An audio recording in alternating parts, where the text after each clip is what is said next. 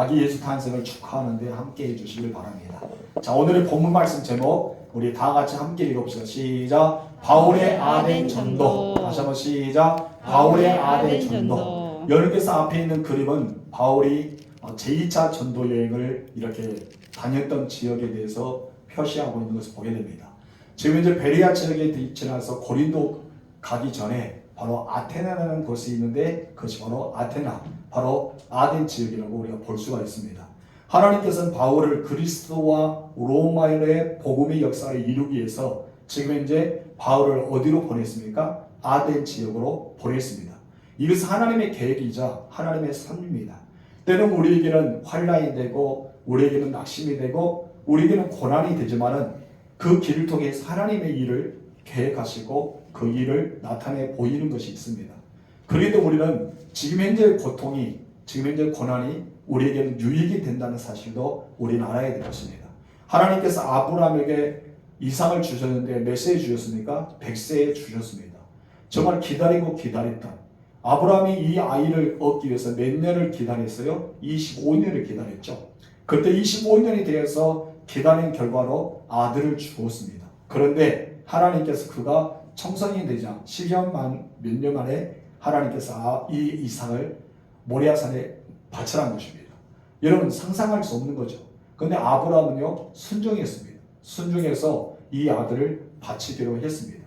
그리고 그 모리아산에서 이 아들을 바치는 순간 하나님의 음성이 들죠. 그 아이를 해치지 말라. 내가 너의 마음을 알았다. 내가 이 아들보다 나를 더 경외한 줄을 알았다는 말씀을 듣게 됩니다. 여러분 이것은 이 아브라함에게는 큰 시험이죠. 고통이죠. 이 아들과 3일 동안 걸어가는 데 있어서 마음속에는 아브라함이 많이 기도했을 겁니다. 그런데 믿음의 사람은요 역시 다릅니다. 여러분 불과 번제쓸 나무를 가지고 올라가는데 이삭이 무엇이 합니까? 아버지 불과 번제쓸 나무는 있는데 하나님께 제물로 드리는 그 어린 양은 어디 있습니까? 라고 물어보죠. 그때 아브라함이 무엇을 합니까? 이 번제물은 누가 친히 준비했다? 하나님의 친히 준비하셨다. 요한 1회가 나오죠. 준비하셨다라고 말합니다. 이것이 바로 우리의 믿음의 고백이 되어야 할 줄 믿습니다. 지금 현재 우리가 고난이잖아요. 때로는 하나님의 시험거리가 될 수 있어요. 우리가 너무나 슬플 수 있습니다. 그런데 하나님께서 이 고난을 통해 역사하시고요. 이 고난을 통해 약속하셨고 이 고난을 통해 어마어마한 놀라운 하나님의 복이 아브라함에게 부어졌습니다. 여러분 지금 이제 힘든 여건이 있다면 그것은 바로 하나님의 복을 주시는 과정이라고 생각해 보시기 바랍니다. 여러분 아덴 지역으로 가는 것은 참 어려웠어요. 왜 그러냐면 베레아 지역은 데살로니가 지역보다 더 마음이 너그러서 말씀을 잘 받아들이는 사람이 베레아에 있었어요. 이 베레아 지역이 있었기 때문에 바울은 이 베레아를 떠나고 싶지 않았죠. 왜요? 너무나 이 사람들 말씀을 받아들이기 잘했단 것이죠. 아무리 우리가 생각하면 가시와 돌짝과 길가밭이 아니라 그것은 옥토의 밭이었던 것 같아요. 그런데 그만 이 데살로니가 지역에 있는 유대인들이 바울이 베레아에게서 전도함을 듣고 거기까지 쫓아오죠. 그래서 큰 소동을 이룹니다.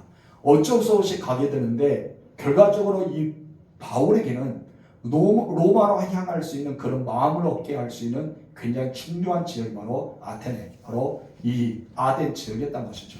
아덴 지역이었었다면 그런 로마까지 갈 수 없습니다.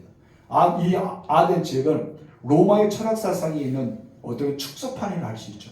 로마에 가서 복음을 증거하기 위해서는 바로 아테네에서 이 아덴 지역에서 그가 사역을 감당해야 되고 어떻게 보면 로마의 형태의 문화가 여기 있음을 그런 받아들여야 됩니다.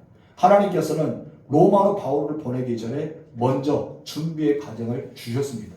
여러분 우리가 예전에 다니엘 기도회 때 의사 선생님의 선교사는 나갔잖아요. 근데 자기는 보건소로부터 시작해서 시골교회 시골의 보건소에서 출장 다니는 것을 보니까 나중에 그가 이제 그 오지를 가서 보니까 이렇게 방문 진료하는 것이 그때 내가 훈련받지 않았으면 여기서 그렇게 쉽게 적응하지 못했을 것이라는 우리가 그런 간증을 들었습니다. 어떻게 그분들은 그것이 쉬운 것 같지 않았어요. 그러나 그것을 어쩔 수 없는 상황에서 그렇게 했더니 자기는 유익이 되고 나에겐 쓰임이 되었던 것이죠.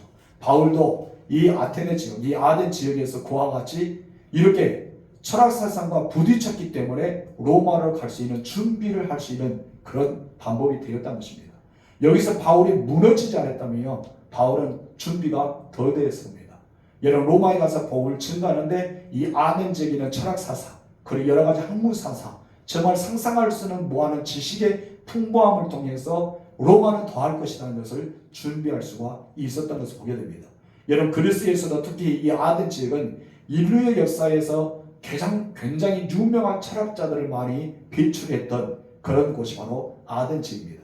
이 아덴 지역에 고향을 두었던 사람이 누굽니까? 그 유명했던 여러분 철학자 한번 이름 대보세요. 유명한 철학자, 여러분 잘 아는 사람, 내 자신을 알라. 소크라테스. 바로 여기가 고향입니다. 그리고 무엇입니까? 아리스토텔레스. 어떻게 잘 아시네요. 그 사람도 여기가 고향이요. 또 있죠. 철학사상 유명한 플라톤도 여기가 기고요. 에피쿠로스, 그 사람도, 제논도, 이와 같은 5명의 그 놀라운 철학자를 가지고 있는 사람, 이 철학자가 여기가 다 고향이에요. 아덴 지역의 고향이라는 거예요. 그러면 아덴 지역이 얼마나 철학 사상이 뛰어났는지, 이렇게 세계에서 유명한 철학자를 이렇게 어떤 면에 세웠던 것처럼, 배출했던 것처럼 굉장히 능력이 있는 그런 철학 사상이 강했던 그것입니다. 그런데 바울이 그것에 무엇을 가지고 합니까? 복음을 가져갑니다. 이 복음을 가져가는데 요약하다 보면은 이 철학을 가진 사람은 복음을 받아들인 것이 아니라 무엇을 받았습니까? 그들이 또한 철학을 받아들였어요. 바울이 복음을 전하는 예수의 생명이 아니라 무엇을 여겼어요? 바로 자기들이 가지고 있는 철학의 일부일 것이다. 바로 학의 일부일 것이다. 우리가 알고 있는 철학인데 이 사람은 또 다른 철학을 나에게 말해준다. 그렇게 상상하고 있었다는 것이죠. 그렇기 때문에 이 사람들이 복음을 받아들인 것보다 무엇을 했습니까? 네가 알고 있는 학을 내가 좀 듣고 싶다. 네가 말하고 있는 그 학에 대해서 나는 좀 관심이 있다. 이 사람들이 여러분 성경을 보면 어떤 사람이냐면요, 여러분 아무나 그들의 마음을 두지 않습니다. 아무나 자기들이 그 말의 진리를 듣고 싶다라고 생각하지 않습니다. 정말 자기들이 모르는 철학, 그리고 자기들 모르는 학문을 전했을 때 한마디로 이방인들에게 그런 학문들을 받고 싶었던 사람들 누구냐면은 아덴 지역의 사람들이란 거예요. 근데 바울이 복음을 증거하니 그것이 복음으로 받아들일 수가 있을까요? 아니란 것이죠. 하나의 철학과 하나의 학문으로 받아들였다는 것이죠. 그런데 하나님께서는 왜 그런 곳에 바울을 보내셨을까요? 바울을 완전히 처참하게 무너지게 하고 고린도에 가서 복음을 증거하지 못할 정도로 완전히 마음의 상처를 줄 수밖에 없었던 고난을 그에게 안겨주었던 것은 무엇일까요? 하나님은요, 세계를 바라보았기 때문입니다. 이렇게 바울이 이런 마음이 있었기 때문에 조금 전에 이야기했던 것처럼 무엇을 준비할 수 있었어요? 로마를 준비할 수 있었어요. 로마에 갈 마음이 생겼던 것도 바로 여기서부터 시작된다고 우리는 생각할 수가 있습니다. 우리 첫 번째, 그러면 아덴은 어떤 지역인가? 우리 함께 나누도록 하겠습니다. 첫 번째 나가 읽어볼까? 시작. 최고의 도시 아덴에 간 바울. 어떤 도시였다? 최고의 도시였다. 여러분 유럽 지역에서도 여러분 로마를 빼고 그 다음에 최고의 도시가 아덴 지역이었던 것이죠. 우리 본문의 16절과 17절 읽어봅시다. 시작. 바울이 아덴에서 그들을 기다리다가 그 성에 우상이 가득한 것을 보고 마음에 격분하여 회당에서는 유대인과 경건한 사람들과 또 장터에서는 날마다 만나는 사람들과 변론하니. 아멘. 여기서 우리는 두 가지를 생각해 볼 수 있는데 첫 번째 한번 생각해 볼 것은 이것입니다. 우리 읽어봅시다. 첫 번째 내려주세요. 한번 없나요? 잠깐만요.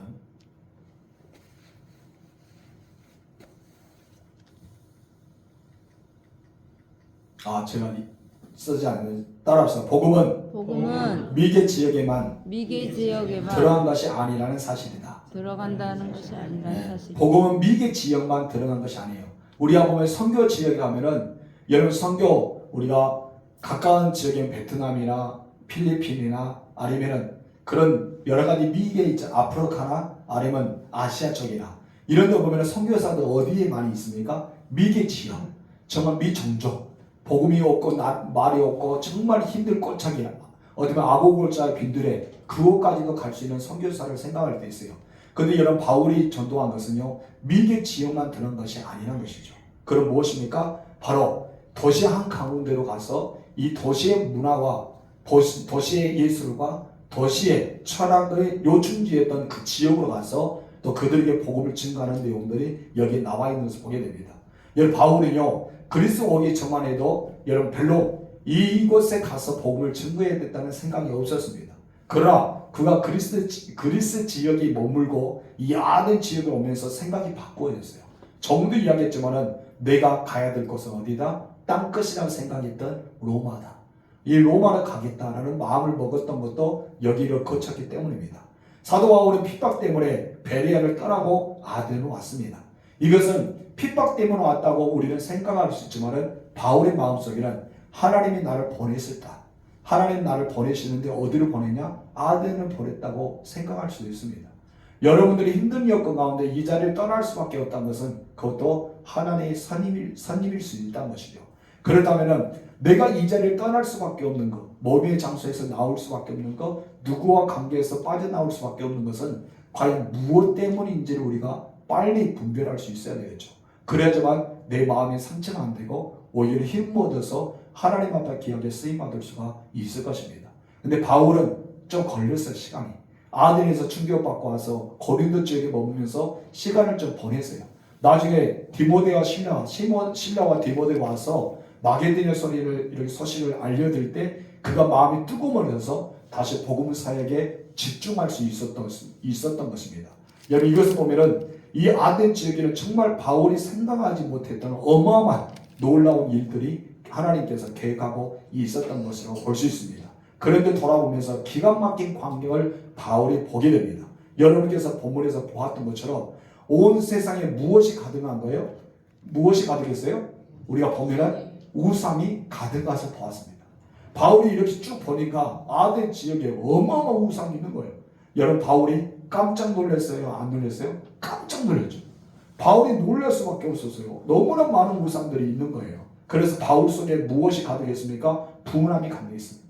거룩한 격분, 거룩한 분노가 가득했던 것이죠. 여러분 예수님께서 이제 마지막 이렇게 한 주간에 사역하면서 예루살렘에 가서 여러분 성전을 돌아봤잖아요. 성전을 돌아보는데 예수님이 이런 비둘기 파는 자, 짐승을 파는 자, 동태를 바꾸는 자 이런 것을 보면서 예수님 마음속에 어떤 마음이 들었습니까? 여러분 격분, 분노, 거룩한 분노가 가득 찼습니다. 그래서 예수님이 막 동태를 막 상으로 엎기 시작하고 비둘기를 내보내기 시작하고 짐승을 풀어지게 하고 채찍을 내려치고 이것은 하나님의 거룩한 것이다. 그 마음이 기도하는 전하면서 격분하는 내용의 우리의 모습을 발견할 수 있어요. 이것이 거룩한 분노란 것이죠. 이것처럼 바울도 자기 마음속에 이 아덴 지역이 너무나 많은 잡신들이 있고 우상들이 있고 저 미신의 힘이 강한 것을 볼 때 바울의 마음이 격분할 수밖에 없었던 것을 보게 됩니다. 여러분 바울은 이것을 보았기 때문에 너무나 안타까웠던 거예요. 여러분들 혹시나 우상들을 많이 볼 때 어떤 마음을 듭니까? 그냥 이곳은 이렇다. 우리는 생각할 때 많다는 것이죠. 우리는 사단의 지배에서 우리는 오히려 패배할 때가 많습니다. 여러분 마음에는 표출하지 못할지라도 우리 마음속에는 그런 거룩한 분노로 차 있어야 됩니다. 여러분 누구에게 속한 사람입니까? 하나님께 속한 사람이기 때문입니다. 여러분들은 하나님께 속한 사람을 기억하시고 여러분 그런 것을 바라보면서 나도 모르는 이 거룩한 분노가 마음속에서 우러나서 이런 우상단지를 우리는 강력하게 파할 수 있는 영적 힘을 가질 줄 믿습니다. 우리 두 번째 다 같이 읽어볼까요? 자, 두 번째 읽읍시다. 다 같이 시작. 아덴을 본 바울의 반응. 자, 이것을 본 바울이 받은 두 가지죠. 조금 전에 함께 나누었던 것처럼 첫 번째 읽어봅시다. 자, 시작. 분노예요. 첫 번째 반응은 무엇이에요? 분노. 마음속에 분노를 느꼈습니다. 문화적인 가치, 예술적인 가치, 건물들을 바라볼 때 야, 아름답다. 정말 이렇게 멋있다라고 받아들이기보다는 굉장한 분노가 일어났습니다. 모든 건축물도 다 뭐가 있어요? 우상들이 새겨져 있어요. 아름답다기보다는 정말 이것은 아니다는 막 격분의 역사가 일어납니다. 여러분 이 거룩한 분노는요 우리 가운데 있어야 할 줄 믿습니다. 죄에 대한 분노였어요. 우상에 대한 분노, 사탄에 대한 분노. 이 바울은 그냥 분노가 아니라 죄와 그리고 우상과 사탄에 대한 분노로 가득 차 있습니다. 이것을 가르쳐 조금 전에 이야기했던 것처럼 어떤 분노였습니까? 거룩한 분노. 여러분 가운데도 거룩한 분노가 있기를 주님으로 축복합니다. 거룩한 분노에 있어서 막 맞짱 뜨는 것이 아니고 막 누가 싸운 것이 아니고 막 너 죽고 나 죽자 이것이 아니고 우리가 하나님에 대한 마음을 가지고 이 세상의 우상을 바라볼 때, 이 세상의 사탄을 바라볼 때 이런 마음이 있어야 되는 것이죠. 마귀의 역사한 것에 대해서 그리고 마귀가 교활하게 조종한 것에 대해서 우리는 한 번도 가슴을 쳐본 적이 없을 겁니다. 그런데 이제 이후부터는 우리는 가슴을 치면서 그런 분노가 일어나게 될 것입니다. 아덴 지역은요, 약 2,500에서 3,000만 개의 우상이 있답니다. 한마디로 3,000만 개의 우상, 어마어마하잖아요. 이 3,000만 개의 우상이 엄청난 거예요. 여러분, 우리가 이 아시아 지역에서 우상이 많은 지역도 중국도 있지만 일본도 우상들이 많잖아요. 그런데 이 아덴 지역은 더 많이 있었다는 거예요. 이 3,000만 개의 엄청난 이 우상들이 있었던 것을 보게 됩니다. 바울은 이런 우상들을 보면서 이들의 죄악을 보았던 것이죠. 그리고 거룩한 영적인 분노를 느끼게 되었습니다. 여러분, 이 땅에 얼마나 죄가 많습니까? 이 땅에 얼마나 우상들이 많습니까? 이 모든 죄와 우상들은 누구와 관계 있는 거예요? 사단과 관계 있는 겁니다. 영적인 거예요. 그럴 때 우리는 거룩한 분노를 가지고 그들을 대항할 수 있는 영적인 강자가 되어 줄 믿습니다. 내가 이런 마음이 들지 않으면 어떤 사단의 권세와 싸울 수 없는 거예요. 내가 이 마음이 생겨야 됩니다.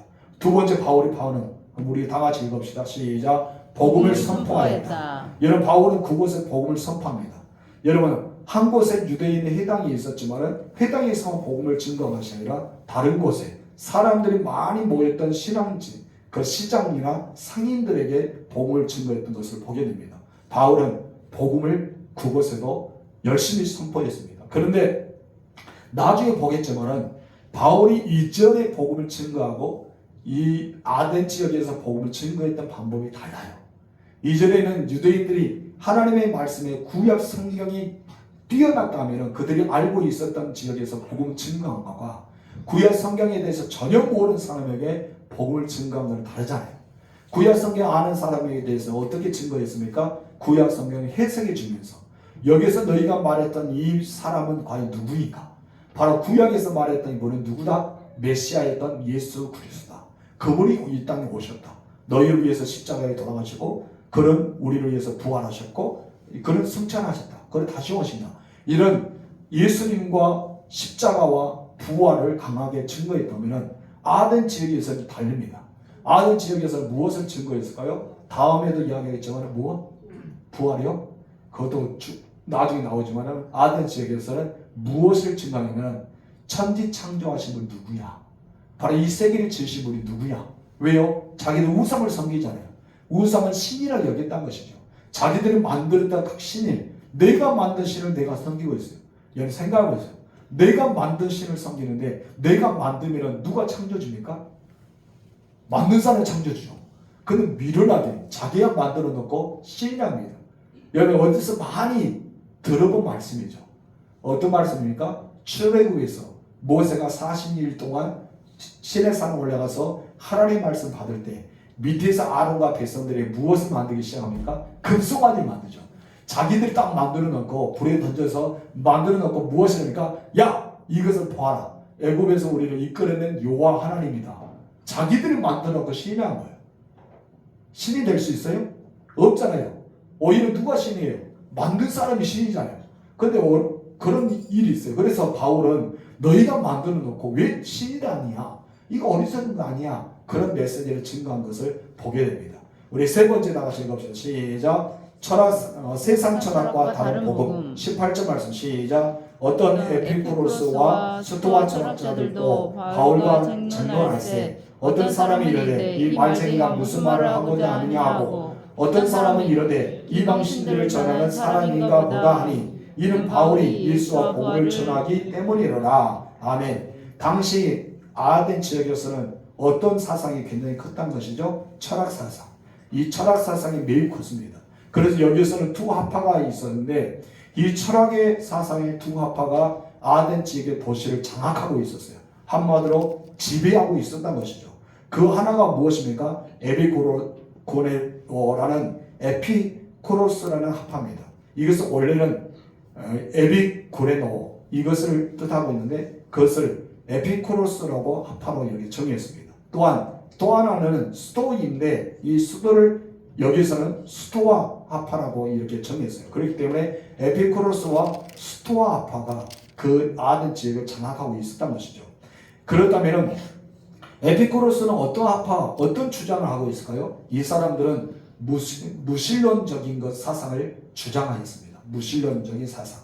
그렇게 인류의 최초의 목적을 쾌락과 행복에 추구하는 것으로 보았던 사람들이 이들이에요. 그렇기 때문에 신은 인간과 상관이 없는 존재다라고 여겼던, 한번 신은 없다, 무신론자, 신은 없어 라고 주장했던 사람이 이 사람들입니다. 그래서 그들에는 삶이 무엇입니까? 쾌락이에요.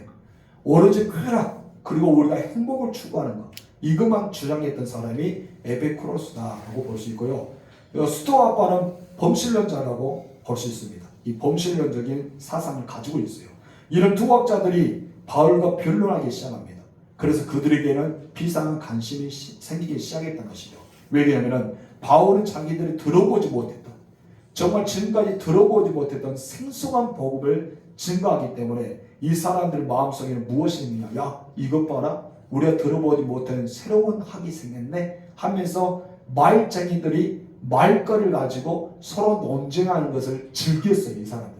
그러니까 바울이 딱 오니까 어땠습니까? 야 재밌다, 한번 논쟁해보자 하면서 자기들끼리 논쟁하기 시작합니다. 바울의 사상이 자기들 미리 알고 있었던 복음이라면 바울을 상대했을까요? 이 사람들은 상대하지 않습니다. 자기들 알고 있는 것은 상대하지 않아요. 왜요? 자기들이 어떤 일을 생각하거든요. 모든 사람은 무시했거든요. 근데 바울의 소식은 처음 들어본 말이었습니다. 자기들 지금까지 알고 있는 학이 아니라 처음 들어본, 여러분 천지 창조했던 하나님이신데, 이 우주를 창조했다는데, 우리의 모든 걸 창조했다는데 이 사람들은 신기하잖아요. 여러분 철학사상은 무엇입니까? 우리가 어디서 났으며 어떻게 살아가며 어디로 갈 것인가, 우리는 죽으면 어디로 가지? 이렇게 늘 묻는 거. 아마 답이 없이 계속 물어간 것이 철학이었어요. 근데 바울은 어떠합니까? 정확하게 신관에 대해서 이야기했고, 인생관에 대해서 이야기했고, 역사관에 대해서 이야기합니다. 신관, 인생관, 역사관, 이 모든 것을 바울이 주장하고 있어요. 근데 이 사람들은 어떻습니까? 신관도, 인생관도, 역사관도 들어보니까 바울의 이론적인 주장이 어떻습니까? 신비로운 거예요. 그래서 바울과 함께 이야기 좀 하자라고 나옵니다. 여기서 복음을 증거하다 보면 정말 무식한 사람이 있어요. 그런 사람이 있는가 하면 어떤 게 복음을 증거하면 정말 유식한 사람이 있어요.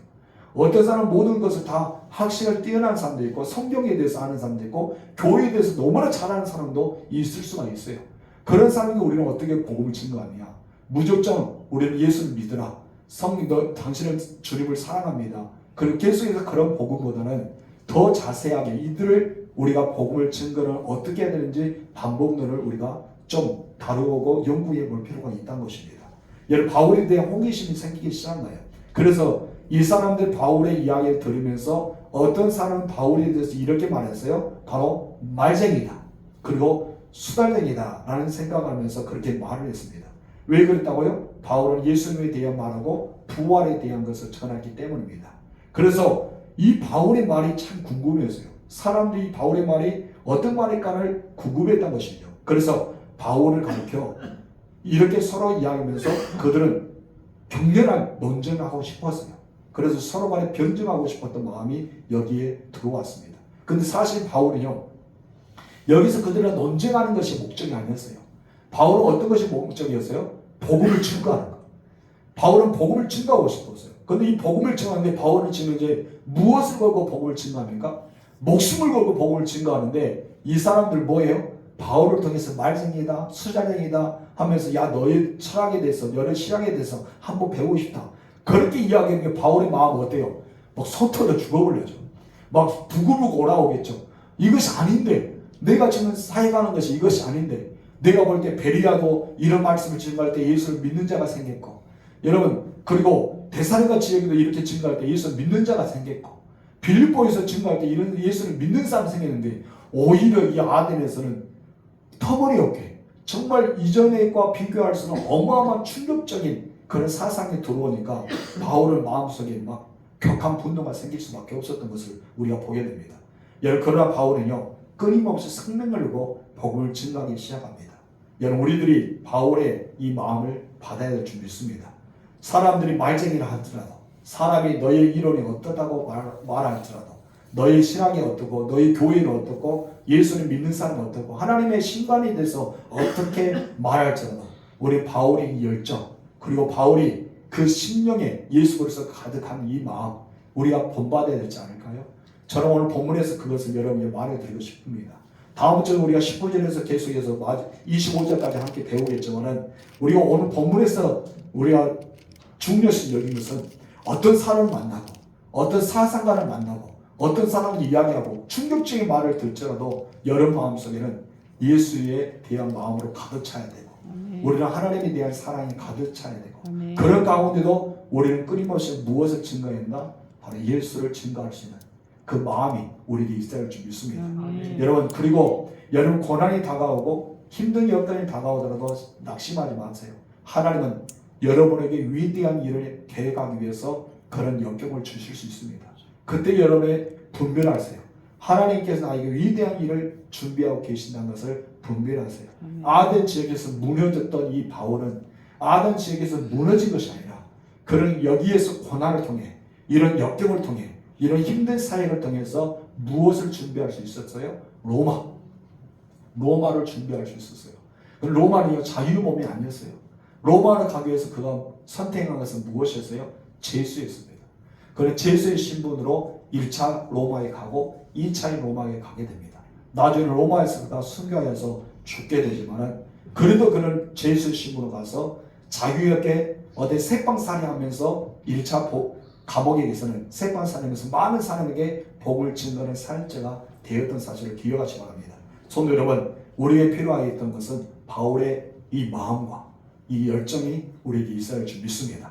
이제 우리가 다 같이 함께 기도할 텐데요.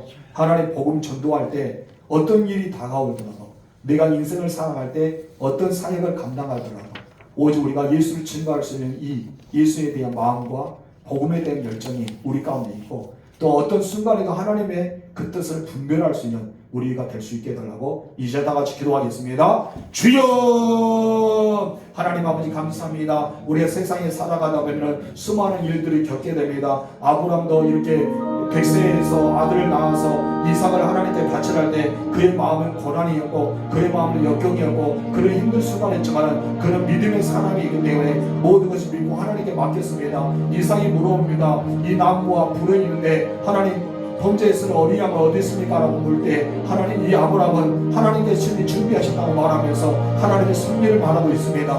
우리에게 지금 있는 역경이고 힘든 일이고 내가 감당하기 어려운 그런 마음의 부담이 다가오더라도 하나님의 뜻을 분별하게 해주시고 우리가 하나님의 뜻을 추구하면서 살아갈 때 나를 위해서 더 큰 것을 예비하고 있음을 우리 알게 하셔서 이 바울이 아덴에서 무너졌지만 그는 로마를 준비했고 로마에서 큰 일을 감당했던 것처럼 우리도 끊임없이 하나님의 큰 일을 감당할 수 있는 믿음의 사람들이 되게 하옵소서. 아덴 지역에서 말쟁이라는 소리 듣고 수달쟁이라는 소리 듣고 수많은 아버지 다른 상상이나 말을 들어도 이 바울에는 예수 그리스도로 충만했고 또 그들에게 복음을 증거하기 위해서 목숨을 버리면서 끝까지 복음을 사역 감당했던 열정이 있었던 걸 봅니다. 하나님 아버지 우리를 또 이런 마음이 있게 하여 주시고 우리에게도 이런 열정이 있게 하여 주시고 오직 예수 그리스도를 충만해서 수많은 사람을 만나고 그런 사람들 나를 비웃고 나와 논쟁할지라도 우리는 끊임없이 예수 그리스도의 복음을 증거할 수 있는 믿음의 사람들이 될 수 있도록 역사하옵소서. 하나님 나의 나됨을 하나님의 은혜를 기억하고 날마다 주님께 주시는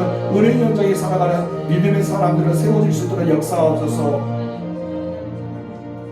하나님 아버지 우리의 삶 가운데는 늘 꽃길처럼 평탄하기를 원하고 있습니다.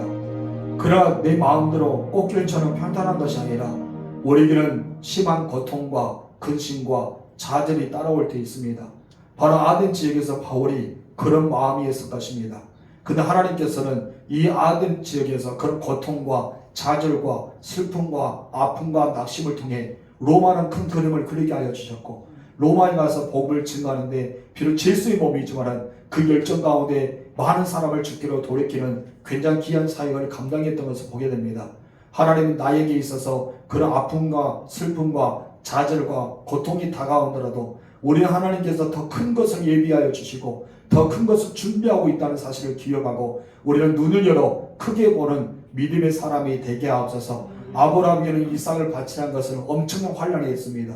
그는 하나님의 뜻을 믿었습니다.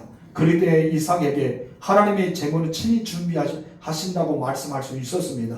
그 고백대로 진정 하나님께서는 이삭을 대신하여 수양을 준비할 수가 있었고 그를 바칠 수가 있었습니다. 하나님, 우리가 믿음을 크게 가지는 우리가 되게 하옵소서. 전도하다 보면 수많은 사람들 만납니다. 그들에게 있어서 우리가 거룩한 분노가 나타날 수도 있고 그들은 우리에게 말쟁이다, 수자쟁이다, 너는 거짓말쟁이다, 수많은 이야기를 할 수가 있습니다. 그럼 우리 마음속에는 그런 이야기를 듣더라도 예수로 충만한 마음을 갖게 하여 주시고 우리가 복음에 대한 열정을 가지고 끊임없이 말쟁이로서 서로 간에 이렇게 논쟁할지라도 우리의 결론은 예수를 증거하는 자가 되고 예수의 십자가를 알리는 자가 되고 부활을 선포한 자가 되고 우리 주님이 이 땅에 와서 심판의 주님이 오신다는 것을 우리는 알릴 수 있는 믿음의 사람들이 될 수 있도록 역사하옵소서. 하나님, 바울의 마음이 나의 마음이 되어지고 바울의 열정이 나의 열정이 되고 곧 이것은 예수의 마음이고 예수님의 열정이 나에게 있게 하여 주시옵소서. 하나님, 이렇게 우리 박순희 집사님 시아버지가 돌아가서 슬픔이 그 마음속에 가득일 것입니다. 하나님, 그 가족들을 이루하여 주시고 모든 장례 절차를 주께 내어 맡기오니 선하게 이끌어 주옵소서. 우리 성도 중에 코로나로 인해서 힘들어하는 성도들 있고 독감으로 인해서 힘들어하는 성도도 있습니다. 모든 바이러스가 몸에서 제거되게 하여 주시고 예수의 이름으로 몸이 강건되게 하여 주시고 그래서 깨끗하게 나음 얻어서 더 건강을 유지하여 가지고 하나님께 영광을 돌리는 믿음의 사람들이 되게 하옵소서. 코로나 독감에 걸리지 않았던 우리 성도들 하나님의 생명사기를 보호하여 주시고 어떠한 바이러스도 우리 몸에 들어오지 않도록 막아주시고 그래서 우리가 건강한 육체를 가지고 더 주님께 귀하게 쓰임받는 믿음의 사역자들이 될 수 있도록 역사하여 주시옵소서. 예수님의 이름으로 기도합니다. 아멘. 주기도만 하겠습니다. 하늘에 계신 우리 아버지